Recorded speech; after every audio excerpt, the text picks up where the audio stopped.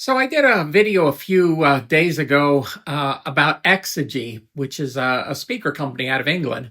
And if you want, just go back and you can listen to it and see what I had to say. But they have some very interesting near field monitors that I was curious to see what happened with them. And in 2014, they had a prototype to just show that they could do it. And it sounds like they're going to be coming out with a real version of this speaker. Because I had Matt Dobson, who's the director of Exigy, get in touch with me. He sent me an email and he says in about 12 weeks, check back on our website and see what we're doing. I think you're going to really enjoy this. You'll like it. And I said okay. And I did a little research on Exigy, and there's like non-existent on the internet. I mean, you see a few things. I see Troy Germano.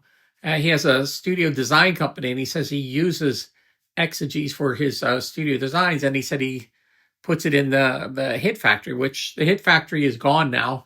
So Matt from Exigy was telling me that they never put speakers in the Hit Factory. They put it in. They had Boxer speakers that he was involved with, which another kind of a cool line. If you see them, the fit and finish is really great, and they're big monitors. But I don't know what happened to them. But the what I'm driving at is this looks like a very interesting company, and I get all excited finding interesting new companies maybe to help out. But it brings up the story of when I had when it came to the time where I wasn't the Quested distributor anymore. I thought I'd find a small speaker company that I could take and then make it maybe into the new near field monitors for people. I did try talking to Proac, but they were discontinuing the Studio 100s and they were coming out with a new one. So I said, well, let me look around and see if I find anything. And I came across this one company, and I don't want to say their name, but they had a very interesting speaker. It was a near field two-way. Actually, had a tweeter and a like a 6-inch woofer. It had two, I think it was 8-inch passive radiators on the side, and it was a passive speaker. And I remember I got them. I found out about this, and I got in touch with the company, and they were based out of Maryland. And I said, I'd like to buy a pair of these speakers. I want to see if they would be a great pair of speakers to mix with. So they agreed to sell me a pair, and I had them shipped straight to Serban. And I said, would you do me the favor and listen to these and tell me what you think before I get them? And Serban said, yeah, sure. And I sent him down there, and he calls me up, and he puts me on FaceTime. And he says, all right, let's listen to these things. So he put his camera there, and you see him unplug his Proax and plug these speakers in. And then, he has his big Bryson amplifier in. And he's listening. And then he stops, he unplugs him, plugs his Proax back in, and he goes, okay, George, no. Hard no. He said, and I said, what? They don't sound good at all. He said, no. He says, George, he says, it's just not going to work. He says, what they're sending is not representative of what I need to hear. And he says, no, it's not going to work. And I thought maybe, another model that this company had would be better. So they had these tower speakers, and I thought, well, maybe that will work. And so I got them sent over to the mastering house, or a mastering studio, to see if maybe I could sell their mastering speakers. Maybe they sound better.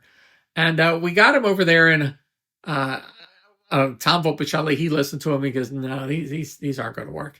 And I called the company and said, well, maybe we could come over and show you how they're supposed to be set up. So they came over, and they were moving them an inch one way and an inch another way, and making sure everything was exactly with the right position.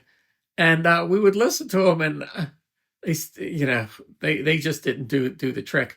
So the point is, sometimes I find a speaker line and I get way excited, and I'm like 10 steps ahead of how I could promote it and do some marketing and get people to listen to it. But I need to slow down and stop and listen to the product first and see if it's worthy of getting involved with it.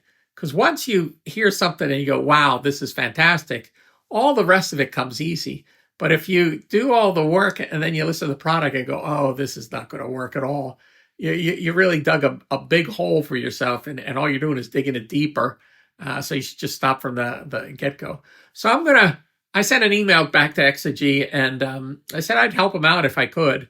But I think the bottom line is you got to hear these speakers. The little reviews that I've heard of the speakers, and they've been around for 20 years, they said they sound good. But these little active monitors, I don't know what they sound like. And with all the tweeters, we'll see if is that a good thing? Is that a bad thing? And sometimes you plug something in and you go, oh my God, I didn't think these could sound as good as they do. So that's my little story today. Sometimes you got to hear the product first and then go and tell people about it. Because if you tell somebody how great it is and never heard it, and really, that seems like that's what's going on in the industry anymore. People never heard a product and tell you how great it is. So there's my story for today.